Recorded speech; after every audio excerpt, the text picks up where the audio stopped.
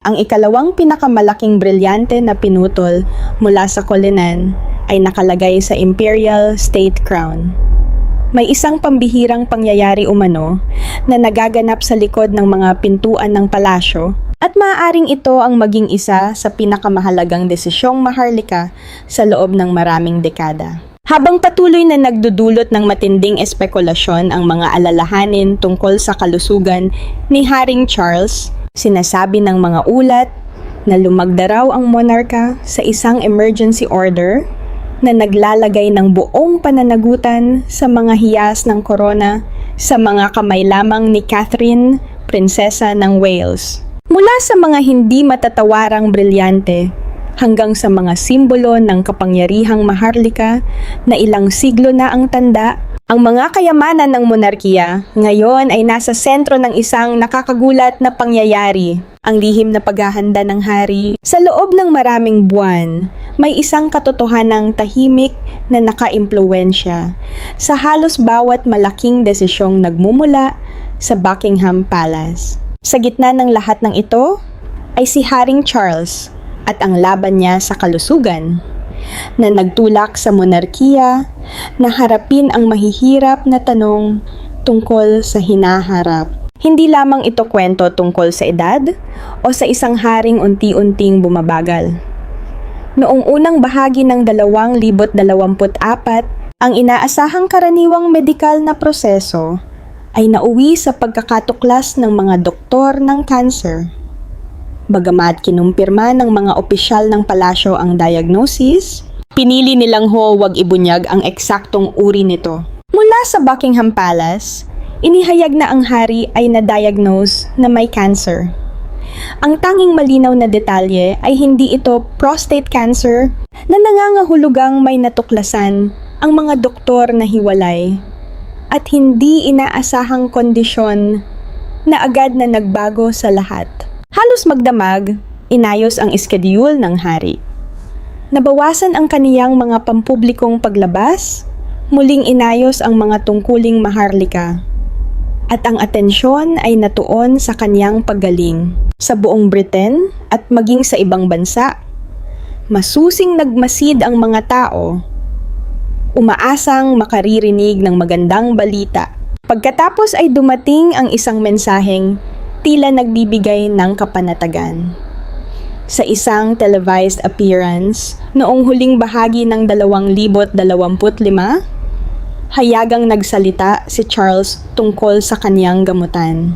Sinabi ni Haring Charles na maaari nang bawasan ang kaniyang cancer treatment sa bagong taon dahil sa maagang pagkakatuklas ng sakit. Ibinahagi ng hari ang kanyang karanasan sa cancer sa isang mensaheng ipinalabas sa British TV.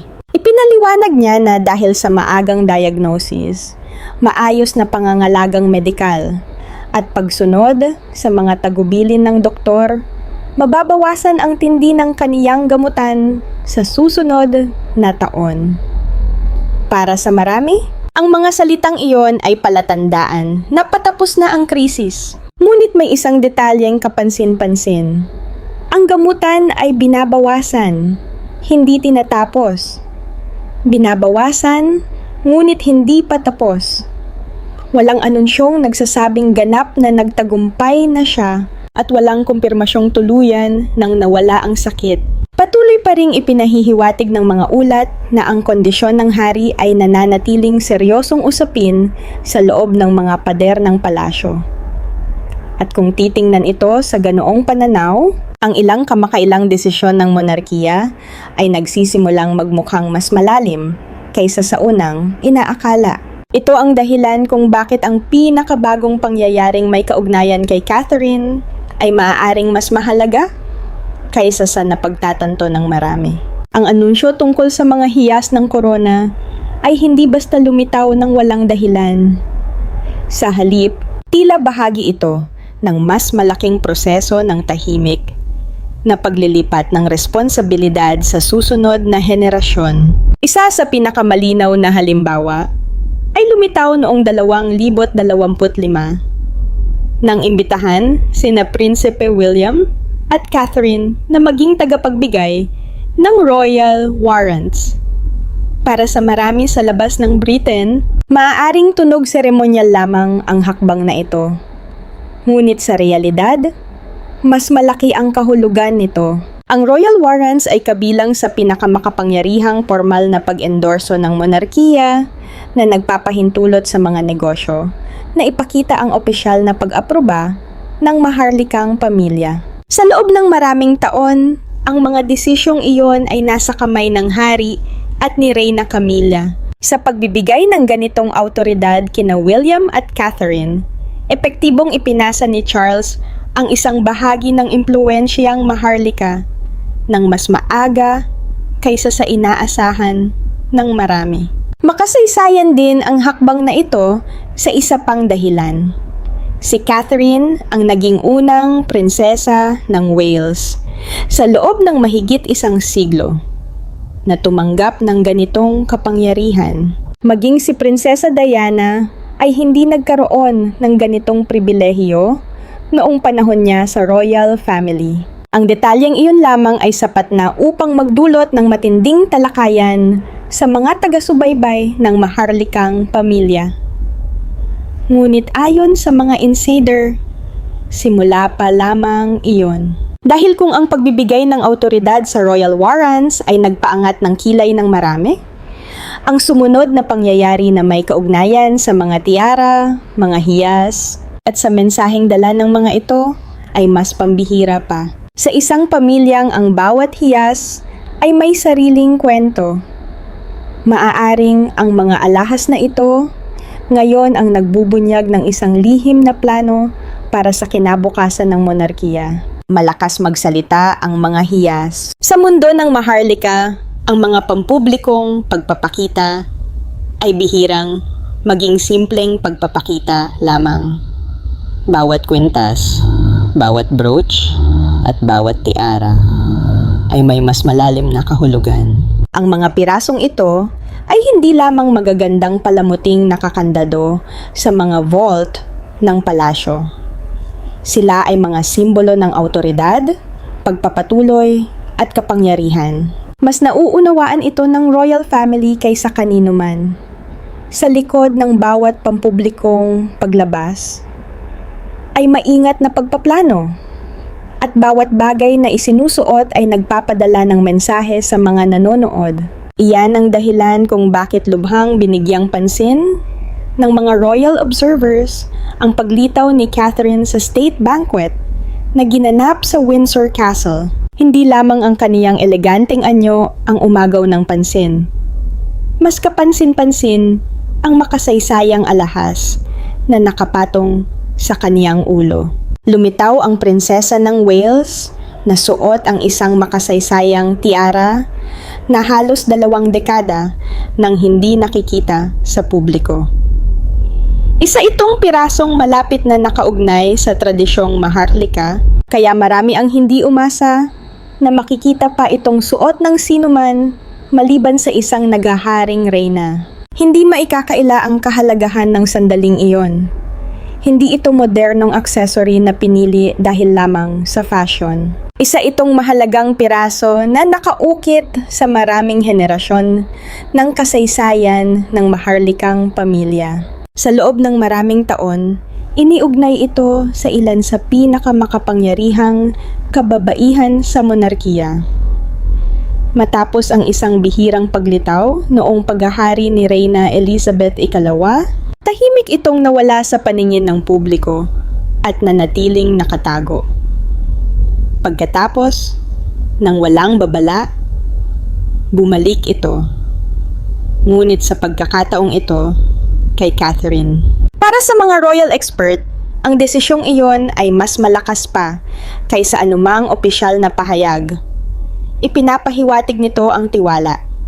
Ipinapahiwatig nito ang kumpiyansa.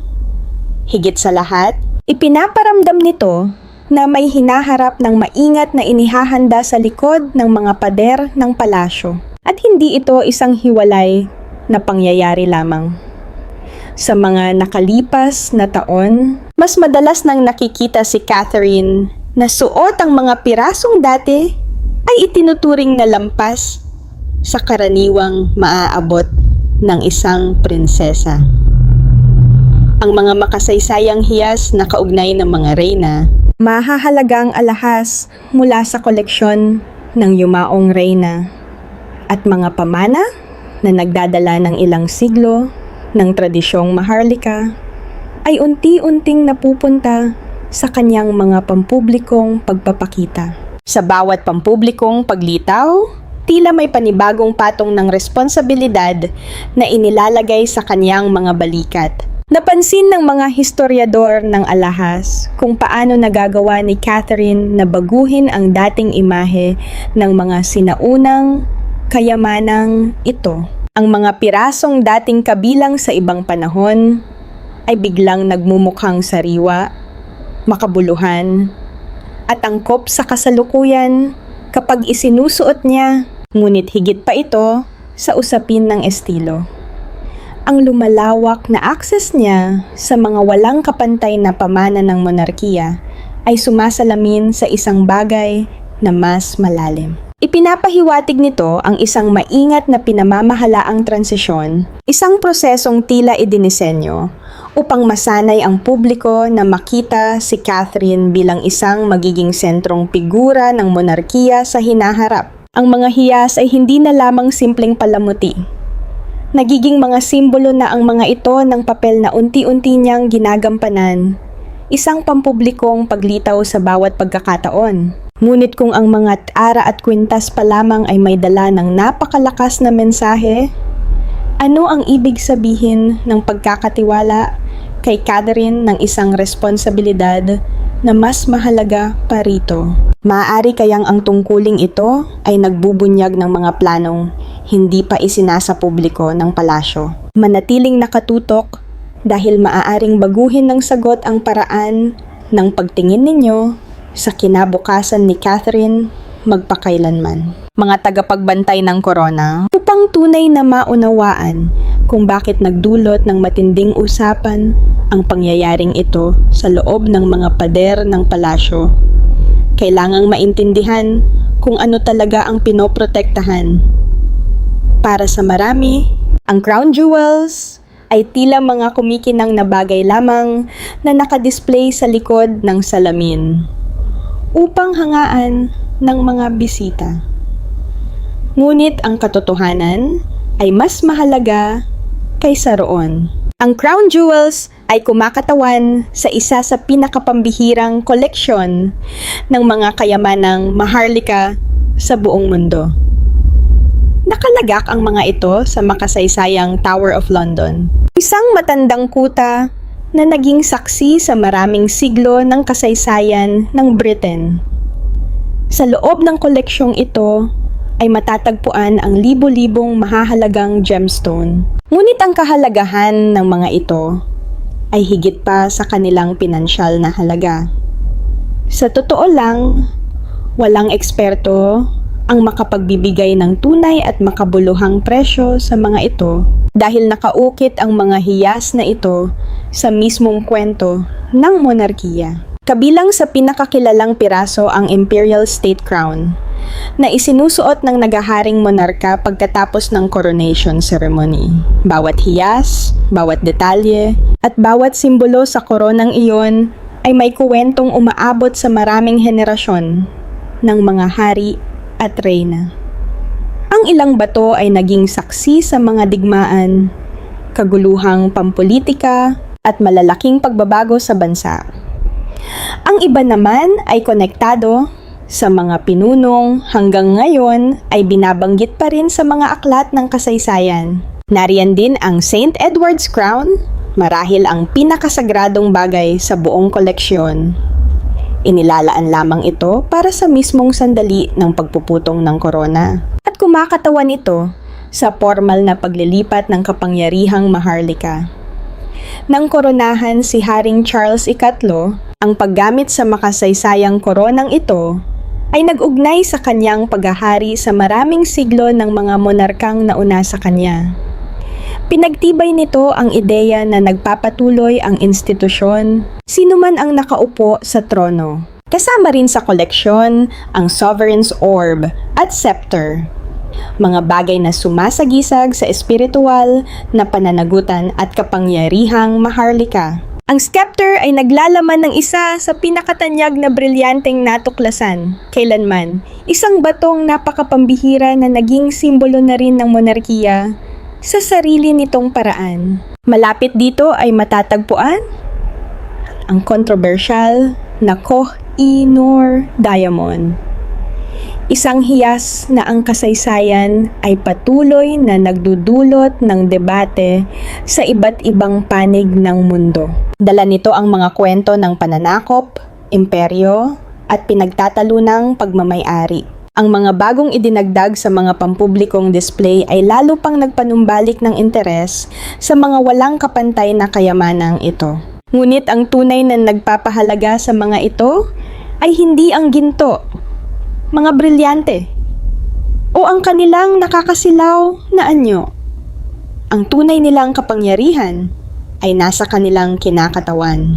Sila ay nakikitang patunay ng pagpapatuloy. Iniuugnay nila ang kasalukuyang monarkiya sa maraming siglo ng tradisyon. Nagsisilbi silang pisikal na paalala ng lehitimong kapangyarihan, awtoridad, at pambansang pagkakakilanlan. Iyan ang dahilan kung bakit napakabigat ng responsibilidad sa pangangalaga sa mga simbolong ito. Ang sinumang pagkatiwalaang mga siwa sa mga ito ay hindi lamang nagpoprotekta ng mahahalagang bagay. Pinoprotektahan niya ang mismong mga simbolo na tumutulong magbigay kahulugan sa korona. At ngayon, ayon sa lumalaking bilang ng mga ulat at obserbasyon ng mga royal watcher, ang responsibilidad na yon ay lalo pang naglalagay kay Catherine sa gitna ng isang kwentong patuloy na umuunlad. Isang kwentong nagtutulak sa marami na magtanong, ito ba ay tungkol lamang sa mga tungkuling maharlika o paghahanda para sa isang bagay na mas malaki? Habang tila lumalawak ang impluwensya ni Catherine sa likod ng mga eksena, may isa pang tanong na hindi mawala-wala. Ang lumalakas na bulong tungkol sa abdikasyon, ngunit ang mga chismis bang ito ay simpleng espekulasyon lamang o palatandaan ng isang royal transition na unti-unti nang nabubuo sa likod ng mga saradong pintuan ng palasyo? Patuloy na manood upang malaman. Ang pagbabago sa loob ng maharlikang pamilya, dito nagiging mas komplikado ang kwento.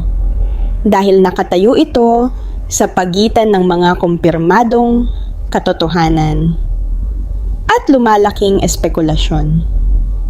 Mahalagang paghiwalayin ang dalawa, ngunit maging ang mga kumpirmadong detalye lamang ay sapat na upang magdulot ng seryosong mga tanong tungkol sa maaaring nangyayari sa likod ng mga pintuan ng palasyo. Ang tiyak na alam natin ay patuloy pa ring sumasailalim si Haring Charles sa paggamot para sa cancer. Bagamat may mga nakapagbibigay pag-asa na update tungkol sa kaniyang pag-unlad, wala pang opisyal na pahayag na nagsasabing tapos na ang kaniyang laban. Ang kalusugan ng hari ay nananatiling isang patuloy na alalahanin. At ang katotohanan ito ay humubog sa maraming desisyon sa loob ng royal family nitong mga nakaraang buwan. Kasabay nito, hayagang kinilala ng mga opisyal ng palasyo na sina Prinsipe William at Catherine ay tumanggap na ng mga responsibilidad na karaniwang dumarating lamang sa mas huling yugto ng isang royal career. Hindi ito maliliit na seremonyal na tungkulin. Mahahalagang papel ang mga ito na naglalapit sa kanila ng higit kailanman sa sentro ng awtoridad ng monarkiya. Pagkatapos ay nariyan ang mga ulat na nagpasiklab ng matinding talakayan sa mga royal observer. Ayon sa mga pahayag mula sa ilang royal insider, ang mga pag-uusap tungkol sa kinabukasan ng monarkiya ay hindi na itinuturing na malayong posibilidad lamang. Sa halip, ipinahihiwatig ng ilan na ang pagpaplano para sa susunod na kabanata ay maaaring nagsisimula na sa likod ng mga eksena. Upang maging malinaw, walang opisyal na anunsyo tungkol sa anumang abdikasyon. Walang formal na timetable na inilabas. Walang pampublikong pahayag na nagkukumpirmang balak ni Haring Charles na bumaba sa trono.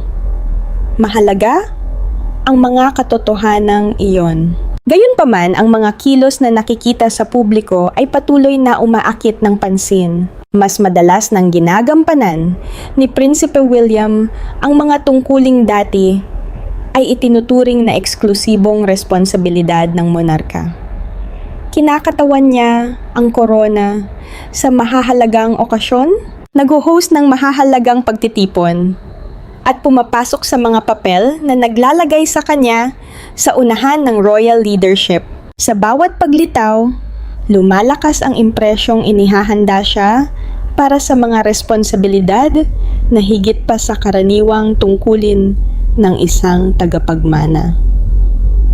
At kasabay ng paglawak ng papel ni William, lumalawak din ang papel ni Catherine. Iyan ang dahilan kung bakit napakapambihira ng desisyong may kaugnayan sa crown jewels.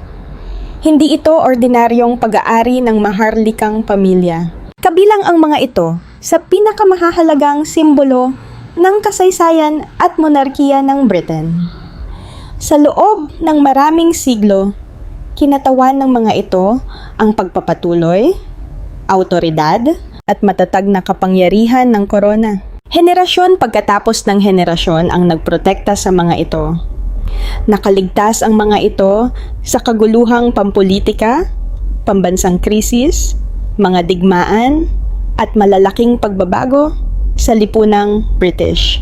Sa kabila ng lahat, hindi kailanman kumupas ang kanilang kahalagahan. Ngayon, ang responsibilidad na iyon ay iniulat na inilagay sa mga kamay ni Catherine. Isipin kung gaano ito kapambihira. Hindi pa gaanong katagal, may mga kritiko na itinuring siyang isang outsider na napangasawa lamang sa loob ng royalty. May ilan pang nagtanong kung tunay ba siyang nababagay sa institusyon. Ngunit ngayon, siya ay nakatayo sa gitna ng mga desisyong may kaugnayan sa ilan sa pinakamahahalaga at pinakasimbolikong kayamanan ng monarkiya. Ang pagbabagong iyon ay hindi nangyari sa isang gabi lamang. Nabuo ito sa loob ng maraming taon ng pagtitiis, disiplina, katapatan, at maingat na pag-unawa sa hinihingi ng papel ng isang miyembro ng royal family. Ang babaeng minsang tiningnan ng ilan bilang simpleng Kate Middleton lamang ay naging isa na ngayon sa pinakapinagkakatiwalaang personalidad sa buong royal household. Ngunit marahil, ang pinakakawili-wiling tanong ay hindi kung bakit si Catherine ang napili. Ang tunay na misteryo ay kung paano tila inihanda ng kaniyang landas ang sarili niya para sa sandaling ito. Matagal bago pa man ito napagtanto ng sino man. Kaya, ang responsibilidad bang ito ay matagal nang hinuhubog sa loob ng maraming taon, nakatago lamang sa harap mismo ng lahat? Ano ba ang pambihirang paglalakbay ni Catherine? At bakit tila noon pa man ay handa na siya? Tingnan natin, hinubog para sa tungkuling maharlika. Sa loob ng maraming taon, inilalarawan ng marami si Catherine bilang isang taong basta na lamang nadala sa buhay maharlika at unti-unting natutong umangkop dito. Maginhawang kwento iyon, ngunit marami itong hindi naisama. Ang katotohanan ay tila mas komplikado. Matagal bago siya naging prinsesa ng Wales, ipinakita na ni Catherine ang mga katangiang kalaunan ay huhubog sa kanyang pampublikong papel. Disiplina, dedikasyon, at kahandaang magtrabaho sa likod ng mga eksena. Nang hindi humihingi ng pagkilala, ipinanganak sa Berkshire noong 1982. Lumaki siya na malayo sa sinaunang tradisyon ng monarkiya. Gayunman, ang mga nakakilala sa kanya bago siya pumasok sa royal life ay madalas tumutukoy sa iisang katangian: pagiging maaasahan. Habang tumutulong sa negosyo ng kanyang pamilya, hindi lamang siya nakamasid mula sa gilid. Ayon sa mga ulat, direkta siyang nakibahagi sa mga proyekto, tumulong sa pagbuo ng mga produkto, at nakilahok sa pang-araw-araw na gawaing nagpapatakbo sa kumpanya. Maagang palatandaan iyon na mas pinipili niya ang aksyon kaysa atensyon. Ang ganitong pag-iisip ay lalo pang naging mahalaga nang pumasok siya sa buhay Maharlika. Sa paglipas ng mga taon, unti-unti niyang binuo ang reputasyon ng isang taong maingat, maghanda, matiisin, at palaging matatag. Pagkatapos ay dumating ang isa sa pinakamahirap na yugto ng kaniyang buhay. Matapos ang isang malaking operasyon, kalaunan ay inihayag niya na siya ay na-diagnose na may cancer at sumasailalim sa gamutan. Ipinaliwanag niya na matapos ang operasyon, natuklasan sa mga pagsusuri na may presensya ng cancer. Dahil dito, pinayuhan siya ng kanyang medical team na sumailalim sa isang kurso ng preventative chemotherapy. Ikinagulat ng publiko ang anunsyo at nagdulot ito ng napakalaking suporta mula sa iba't ibang panig ng mundo. Sa loob ng maraming buwan, maraming tanong ang bumalot sa kanyang pagkawala sa publiko.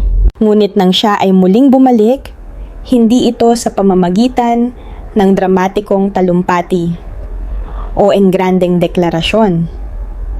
Sa halip, ipinagpatuloy niya ang kanyang mga tungkulin sa parehong mahinahon at maingat na paraan na noon pa man ay naglalarawan sa kanya. Unti-unting dumami ang kanyang mga pampublikong paglitaw.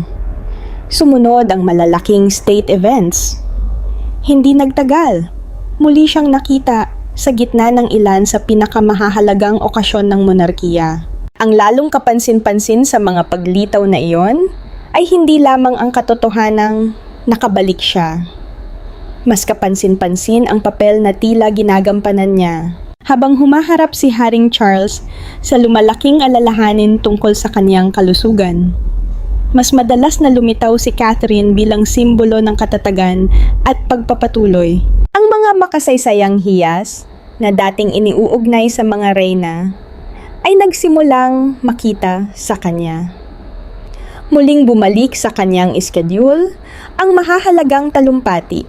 Ang kanyang presensya ay tila naging mas malaki, mas makabuluhan at mas mahirap balewalain. Sinimulan siyang ilarawan ng mga royal commentator bilang isa sa pinakamahalagang figura ng institusyon. Hindi lamang dahil sa kanyang popularidad, kundi dahil sa kanyang kinakatawan, tiwala, katatagan, at kinabukasan. At dito pumapasok ang pambihirang responsibilidad na ngayon ay iniuugnay sa kanyang pangalan. Ang pangangalaga sa pinakamahalagang simbolo ng korona ay hindi lamang tungkol sa pagbabantay sa mga walang kapantay na bagay.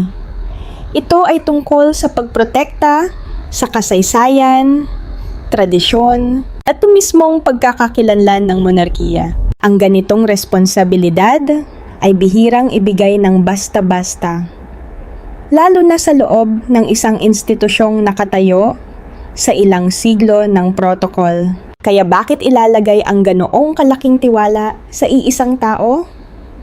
At ano ang ibinubunyag nito tungkol sa mga planong maaaring nabubuo na sa likod ng mga pintuan ng palasyo? Upang masagot iyan, kailangan nating tumingin lampas sa mga hiyas at pumasok sa isang bagay na mas kawili-wili, ang constitutional mechanics o kung paano gumagana ang sistemang ito.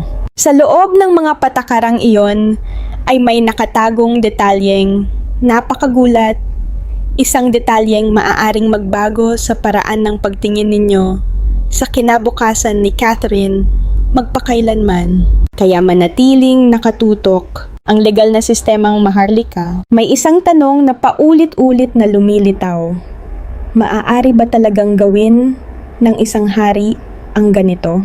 Maaari bang basta lumagda si Haring Charles sa isang dokumento at ilagay ang responsibilidad sa isang bagay na kasing halaga ng crown jewels sa mga kamay ng isang taong hindi pa reyna? Ang sagot ay mas nakakagulat kaysa sa inaakala ng marami.